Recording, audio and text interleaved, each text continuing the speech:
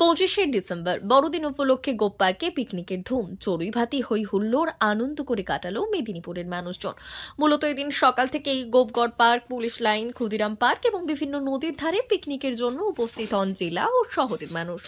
সেখানেই তারা পরিবার, বন্ধু বান্ধব, কেউ কেউ আবার স্কুল কলেজ থেকেও হাজির হন।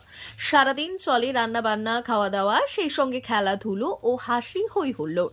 পর্যটকেরা জানালেন, একদিনের জন্য সবাই আনন্দ করতে দৌড়ে আসেন এই পার্ক ও নদী ধারগুলিতে। গোপগড়ে এসেছি আজকে 25শে ডিসেম্বর বড়দিন। এই দিনটার অপেক্ষায় থাকি সবসময়, যেন সারা বছরের যা দুঃখ গ্লানি যা ছিল সব কেটে নতুন বছর আসছে, সেটাকে আগমনী করার মুহূর্তের শেষ কটা দিন যাতে আমরা ঠিকঠাকভাবে থাকি, তার আনন্দ একটা নিতেই আমরা আজকের দিনে সবাই উদ্গ্রীব হয়ে থাকি। তাই আজকে এসেছি এখানে। কি নাম? সুরজিৎ সরকার।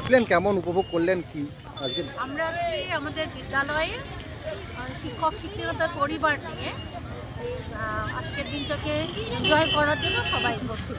কেমন মজা করছেন? উপভোগ করলাম। আর যেন এক মেলা বসেছে আমাদের এই গোপগড়